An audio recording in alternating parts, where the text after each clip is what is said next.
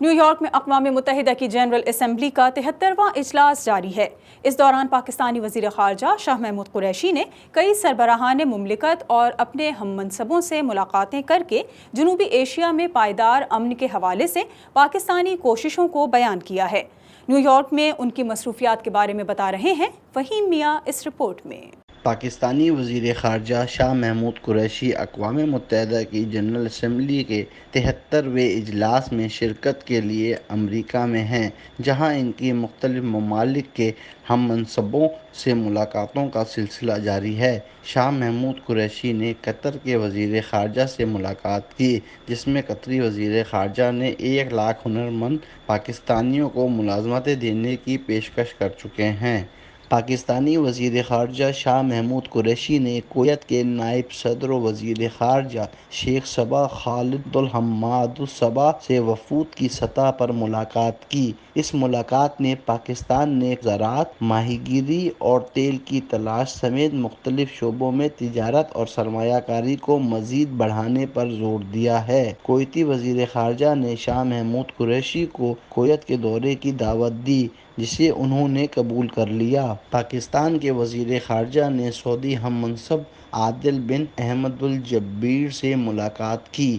دونوں وزرائے خارجہ نے دو طرفہ تعلقات میں مزید بہتری کے لیے تجارت اور سرمایہ کاری کو فروغ پر تبادلہ خیال کیا اور اس کے لیے جلد ملاقات پر بھی اتفاق کیا۔ شاہ محمود قریشی نے ورلڈ بینک کے پریزیڈنٹ سے ملاقات کی، جس میں انہوں نے بھارت کے ہائیڈرو پروجیکٹس کشن گنگا اور رتلے پر پاکستان کے تحفظات سے آگاہ کیا۔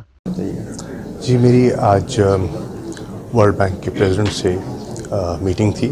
ابھی میں میٹنگ سے نکلا ہوں اور میں نے ان کے ساتھ ڈسکس کیا ہے جو ہندوستان کے ساتھ ہمارے پانی کے مسئلے چل رہے ہیں۔ انڈس واٹر ٹریٹی کا ورلڈ بینک کسٹوڈین ہے اور ہم نے ایک درخواست ان کو دے رکھی ہے کہ جو 2 ہائیڈرو پروجیکٹس ہیں، کشن گنگا ہائیڈرو پروجیکٹ اور رتلے پروجیکٹ پہ پاکستان کو سیریس اعتراضات ہیں اور ہم چاہتے ہیں کہ ورلڈ بینک اس پہ اپنا کردار ادا کرے۔ تو میں نے پاکستان کا موقف، جو ہماری درخواست ہے کورٹ آف آربیٹریشن کی، وہ ان کی خدمت میں پیش کی اور میں نے ان سے ذکر کیا کہ ہمارا خطہ کس تیزی سے پانی کے بحران سے دوچار ہو رہا ہے اور اس مسئلے کا حل ہمارے لیے بہت ضروری ہے، اور اگر ہم اس مسئلے کو ریزالو نہیں کرتے تو پاکستان ایک لوور رائپیرین ہونے کے ناطے اس سے متاثر ہو رہا ہے، انسانیت متاثر ہو رہی ہے، ہماری جو زرعی ضروریات ہیں وہ متاثر ہو رہی ہیں، اور ورلڈ بینک کو ٹریٹی کے تحت اور جو ہماری جو انیکشر جی ہے اس پہ پیرا 11 انیکشر جی کے تحت جو ہماری درخواست ہے اس پر غور کرنا چاہیے۔ میں نے ان کا موقف سنا ہے اور انہوں نے وعدہ کیا ہے کہ وہ اس پر ایک اور اٹیمپٹ کریں گی تاکہ اس مسئلے کو ریزالو کیا جا سکے۔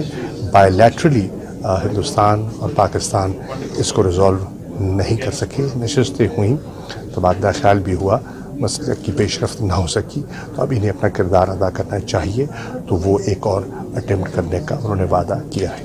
پاکستانی وزیر خارجہ نے چین اور ڈنمارک کے رہنماؤں سے بھی ملاقات کی ہے، امن کانفرنس میں بھی شرکت کر چکے ہیں اور ابھی ان ملاقاتوں کا سلسلہ جاری ہے۔